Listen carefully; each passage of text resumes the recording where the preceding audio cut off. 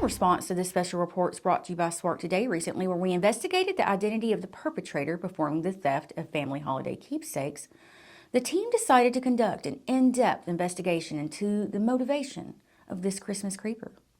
Viewers, be warned, the story we uncovered could be shocking. This is how the Grinch stole Christmas. Every Who down in Whoville liked Christmas a lot, but the Grinch, who lived just north of Whoville, did not. But the Grinch hated Christmas, the whole Christmas season. Now please don't ask why. No one quite knows the reason. It could be his head wasn't screwed on just right. It could be perhaps that the shoes were too tight. But I think that the most likely reason of all may have been that his heart was 2 sizes too small. Whatever the reason, his hearts or his shoes, he stood there on Christmas Eve hating the Whos, staring down from his cave with a sour, grinchy frown at the warm, lighted windows below in their town. For he knew every Who down in Whoville beneath was busy now, hanging a mistletoe wreath.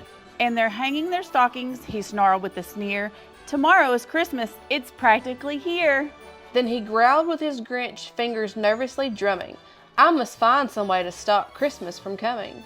For tomorrow he knew all the Who girls and boys would wake up bright and early. They'd rush for their toys. The noise. Oh, the noise. Noise, noise, noise. That's one thing he hated, the noise. Noise, noise, noise. Then the Whos, young and the old, would sit down to a feast, and they would feast and feast and feast, feast, feast, feast. They would feast on Who pudding and rare Who roast beef, which was something the Grinch couldn't stand in the least. And then they'd do something he'd like least of all. Every Who down in Whoville, the tall and the small, would stand close together with Christmas bells ringing. They'd stand hand in hand, and the Whos would start singing. They'd sing and they'd sing and they'd sing. Sing, sing, sing. And the more the Grinch thought of this Who Christmas sing, the more the Grinch thought, I must stop this whole thing. Why, for 53 years I put up with it now. I must stop the Christmas from coming. But how? Then he got an idea, an awful idea. The Grinch got a wonderful, awful idea. I know just what to do, the Grinch laughed in his throat, and he made a quick Santa Claus hat and a coat. And he chuckled and clucked, what a great Grinchy trick. With this coat and this hat, I look just like Saint Nick. All I need is a reindeer, the Grinch looked around. But since reindeer are scarce, there was none to be found. Did that stop the old Grinch? No, the Grinch simply said, if I can't find a reindeer, I'll make one instead. So he called his dog Max, then he took some red thread, and he tied a big horn on the top of his head. Then he loaded some bags and some old empty sacks, and on a ramshackled sleigh, he hitched up old Max. Then the Grinch said, giddy up, and the sleigh started down, toward the homes where the Whos lay a snooze in their town. All the windows were dark, quiet snow filled the air. All the Whos were all dreaming sweet dreams without care. When he came to the first little house on the square, this is stop number 1, the old Grinchy Claus hissed, and he climbed to the roof, empty bags in his fist.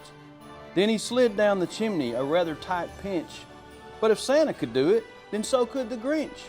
He got stuck only once for a moment or two, then he stuck his head out of the fireplace flue, where the little Who stockings all hung in a row. The stockings, he grinned, are the first things to go. Then he slithered and he slumped, with a smile most unpleasant, around the whole room, and he took every present. Pop guns and bicycles, roller skates and drums, checkerboards, tricycles, popcorn and plums. And he stuffed them in bags, then the Grinch very nimbly stuffed all the bags, one by one, up the chimney. Then he slunk to the icebox. He took the Who's feast. He took the Who pudding. He took the roast beef. He cleaned out that icebox as quick as a flash. Why, that Grinch even took their last can of Who hash. Then he stuffed all the food up the chimney with glee, And now, grinned the Grinch, I will stuff up the tree. And the Grinch grabbed the tree and he started to shove. When he heard a small sound like a coo of a dove, he turned around fast and he saw a small who. Little Cindy Lou Who was not more than 2.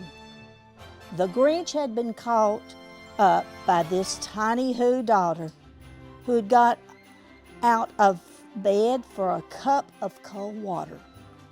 She stared at the Grinch and said, "Santa Claus, why? Why are you taking our Christmas tree? Why?" But you know that old Grinch was so smart and so slick, he thought up a lie and he thought it up quick. Why, my sweet little tot, the fake Santa Claus lied. There's a light on this tree that won't light on one side. So I'm taking it home to my workshop, my dear. I'll fix it up there and bring it back here. His fib fooled the child, then he went and patted her head. And he got her a drink and sent her to bed. And when Cindy Lou Who went to bed with her cup, he went to the chimney and stuffed the tree up. Then he went to the chimney himself, the old liar. On their walls he left nothing but hooks and some wire. And the one speck of food that he left in the house was a crumb that was even too small for a mouse. Then he did the same thing to the other Who's houses, leaving crumbs much too small for the other Who's mouses. It was 9:15. All the Who's are still abed. All the Who's still to snooze when he packed up his sled. Packed it up with their presents, the ribbons, the wrappings, the tags and the tinsel, the trimmings and the trappings. 3,000 feet up to the side of Mount Crumpet, he rode with his load to the tip-top of Dumpet. Poo-poo to the Who's, he was Grinchly humming. They are finding out now that no Christmas is coming. They're just waking up. I know just what they'll do. Their mouths will hang open a minute or two. Then the Who's down in Whoville will all cry boo-hoo. That's a noise, grinned the Grinch, that I simply must hear. So he paused, and the Grinch put a hand to his ear. And he did hear a sound rising over the snow. It started in low, then it started to grow. But the sound wasn't sad. Why, this sound sounded merry. It couldn't be so, but it was merry, very. He stared down at Whoville. The Grinch popped his eyes. Then he shook. What he saw was a shocking surprise. Everyone down in Whoville, the tall and the small, was singing without any presents at all. He hadn't stopped Christmas from coming. It came. Somehow or another, it came just the same. And the Grinch with his Grinch feet, ice cold in the snow, stood puzzling and puzzling. How could it be so? It came without ribbons. It came without tags. It came without packages, boxes, or bags. And he puzzled 3 hours till his puzzler was sore. Then the Grinch thought of something he hadn't before. Maybe Christmas, he thought, doesn't come from a store. Maybe Christmas, perhaps, means a little bit more. And what happened then? Well, in Whoville, they say that the Grinch's small heart grew 3 sizes that day. And the minute his heart didn't feel quite so tight, he whizzed with his load through the bright morning light. And he brought back the toys and the food for the feast.